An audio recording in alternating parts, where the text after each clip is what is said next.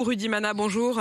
Bonjour Apolline de Malherbe. Vous êtes porte-parole du syndicat de police Alliance. Merci d'être avec nous en direct ce matin sur RMC. Après cette agression ce week-end à Châteauroux, un adolescent de 15 ans, Mathis, qui a été tué par un autre jeune de 15 ans. Et on découvre dans les informations données par le procureur que le suspect, qui est en garde à vue avec sa mère d'ailleurs, était Ouais. connu de la justice. Il avait été mis en examen pour vol avec violence quelques jours seulement après cette agression.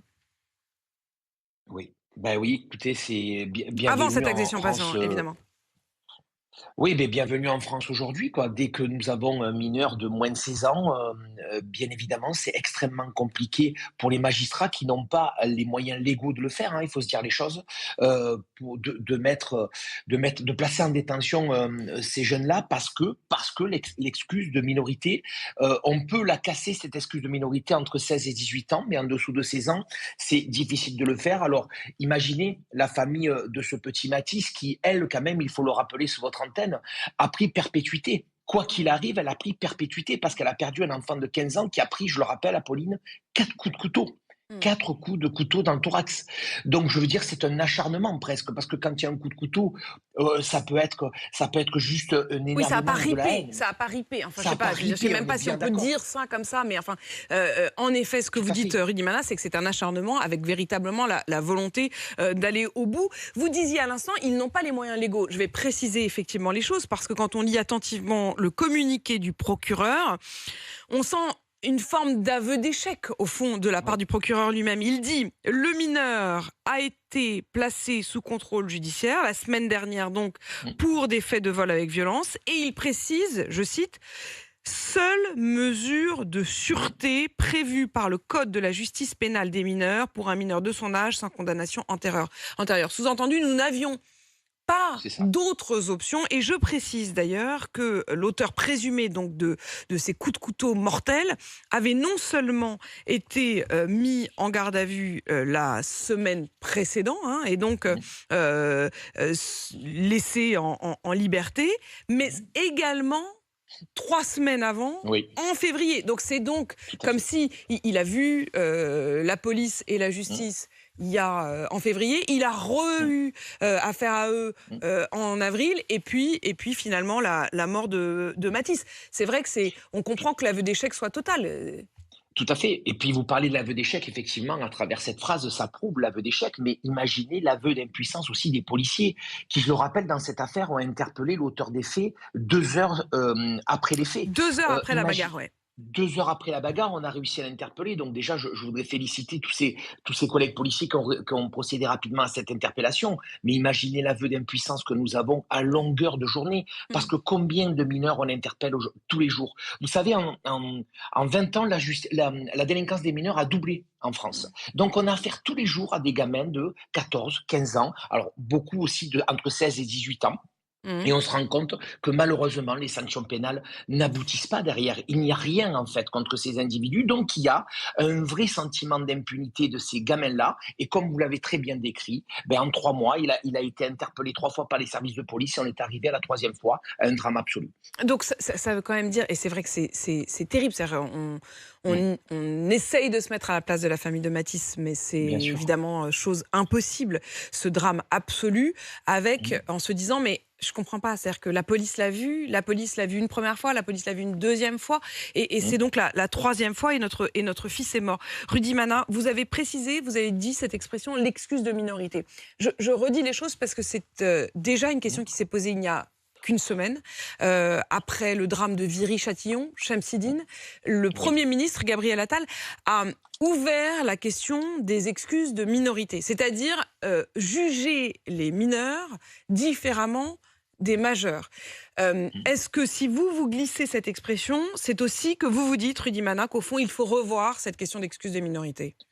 Ah mais complètement, vous savez, nous, tous les policiers de France vous diront la même chose. En fait, on n'en peut plus parce qu'on est totalement impuissant face à ces mineurs.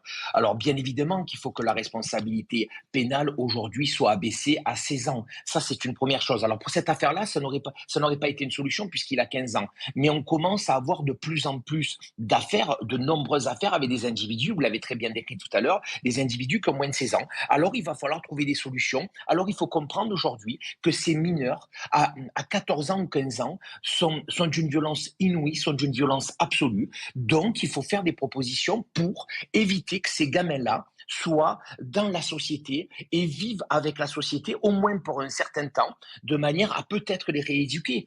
C'est ça la solution qu'il faut trouver. Alors, il y a les internats pédagogiques qui peuvent être Qui créés. ont été On a mis en aussi les avant, qui ont centres. été mis en avant aussi par Gabriel Attal il y a 10 Oui, jours. Mm. pourquoi pas? Et puis, il faut aussi créer des centres éducatifs fermés, mais qui soient fermés et fermés à double tour. Oui, Parce quand vous qu'on a dites fermé, aujourd'hui, parce qu'au malheureusement. fond, ce qu'on appelle centre éducatif fermé, hein, là encore, on redécouvre parfois des choses qui nous paraissent un peu absurdes, parce que ce qu'on appelle un centre éducatif fermé, en fait, c'est pas Mm. fermé. C'est-à-dire Mais qu'effectivement, non, ça repose sur une forme de volontariat du jeune. c'est ça. Complètement, complètement. Et on a énormément de jeunes qui s'évadent, qui partent, qui fuguent de ces centres éducatifs fermés. Et malheureusement, là encore, on est impuissant et démunis. Et Alors, c'est vous avez terrible évoqué la de vous dire question de ce mot. l'éducation. Vous avez évoqué la question de Mm. l'éducation. Dans le cas d'espèce, la mère du jeune homme qui est présumé Mm. être l'assassin donc de Matisse, la mère elle-même est en garde à vue. On n'a Oui, pas encore plus de détails que ça, mais je voudrais non. juste repréciser les choses avec vous, Rudy Mana. Les Mm. parents ne sont pas automatiquement mis en garde à vue quand un enfant l'est, hein. Donc là, ça veut dire que Absolument la mère pas. elle-même, indépendamment de son fils, est considérée comme peut-être complice, peut-être même coupable. Oui. Il y a probablement des éléments qui ont permis à la justice et à la police de placer sa mère en garde à vue. Effectivement, ce n'est absolument pas le cas sur les autres affaires. Ils ne sont pas considérés pénalement responsables. Et peut-être que là aussi, il va falloir qu'on fasse évoluer notre réflexion. Parce que quand on a un gamin de 13, 14, 15 ans, ben, il faut être en capacité de canaliser son gamin et de savoir que lorsqu'il a déjà commis un vol avec violence, puis recommis un vol avec violence, puis recommis un drame absolu en plantant des coups de couteau, eh ben, il faut se poser la question de savoir si les parents ne sont pas aussi en partie responsables d'avoir laissé ce jeune dans la rue avec, je le rappelle, un couteau dans la poche. Avec un couteau dans la poche et avec effectivement 2 précédentes affaires en février et en avril. Merci Rudy Mana. Il y a un aspect également, alors là qui pour le coup est utilisé de manière plus politique, qui est que l'auteur présumé est un adolescent de nationalité afghane en situation régulière. Ses 2 parents sont venus d'Afghanistan et sont eux-mêmes en situation parfaitement régulière, mais ça a été mis en avant notamment par Éric Ciotti ou Éric Zemmour hier, qui ont considéré que c'était un autre aspect. Mais pour moi, c'est une autre question que celle qu'on se pose ce matin avec vous, Rudy Mana, qui est celle de la mise en liberté, parce que, encore une fois, je reprécise les mots du communiqué du procureur, c'est la seule mesure de sûreté pour les mineurs. Merci Rudy Mana d'avoir réagi avec nous. Vous êtes porte-parole du syndicat de police Alliance. Je retiens un de vos mots que vous dites tristement, vous dites le mot impuissance.